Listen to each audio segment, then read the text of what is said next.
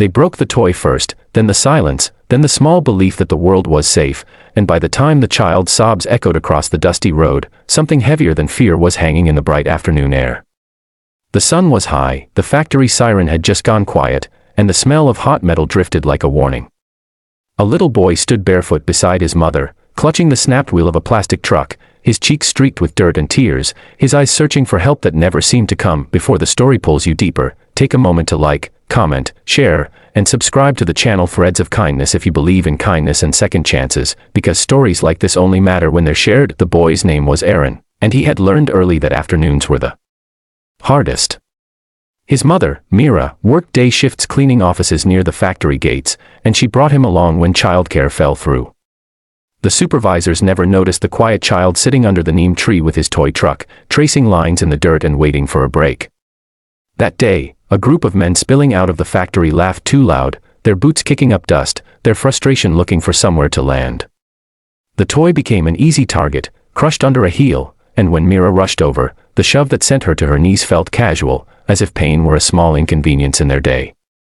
The son watched everything, unblinking, as Aaron cried, his small hands shaking around broken plastic, his trust splintering just like the toy. Mira tried to stand, brushing dust from her sleeves, pretending strength for her son, but her wrist throbbed and her pride hurt worse. People passed, eyes sliding away, the factory walls looming like a fortress that protected the wrong kind of power. Aaron pressed his face into her side, his sobs muffled, his body tense with the knowledge that he was too small to fix anything. In that moment, hope felt thin, like a thread stretched to breaking down the road. The sound came first, a low thunder rolling over the asphalt, growing louder beneath the bright sky. A line of motorcycles cut through the afternoon heat, chrome flashing, engines humming with purpose. The bikers were on their way back from a charity ride, leather vests patched with symbols of roads traveled and people helped, led by a broad-shouldered man named Raghav whose eyes missed very little. They slowed when they saw the crowd thinning around a woman on the ground and a child crying beside her. The world seemed to hold its breath as the bikes turned, one by one, toward the factory gates. The presence of the riders changed the air. Not with threats or shouting, but with the weight of witnesses who refused to look away. They parked in a clean line, helmets coming off, faces calm and steady in the midday sun. Raghav knelt to Aaron's level, his shadow offering shade, and though no words were needed, the gentleness in his movement spoke volumes. Another rider, Sana, offered Mira water and helped her sit, checking her wrist with careful hands.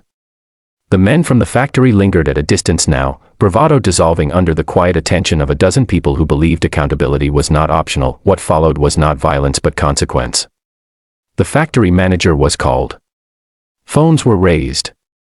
Names were written down. The broken toy lay on the ground, insignificant and enormous all at once, a symbol of how easily harm happens when no one intervenes. Raghav took the toy pieces and promised nothing he couldn't deliver, but the way he handled them suggested respect for small things. The bikers stayed until apologies were made, until Mira was escorted to a clinic, until Aaron's breathing slowed and his tears dried into tired hiccups. By the time the sun leaned west, change had begun its quiet work. The factory posted a notice about conduct. The men who had laughed looked smaller under the weight of daylight and witnesses. One of the riders returned with a new toy truck, sturdier, painted bright blue, and placed it gently in Aaron's hands. The boy's fingers traced its wheels, disbelief turning into a shy smile, and something inside him stitched itself back together.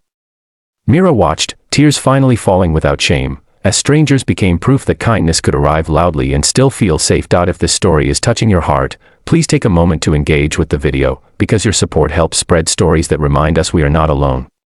Please comment where you're watching from and share one small act of kindness you believe can change a day. As the bikers rode away under the warm afternoon sky, engines fading into distance, Aaron held his new truck and waved until the last speck disappeared, learning that even when something breaks, people can choose to show up, and that choice can change everything.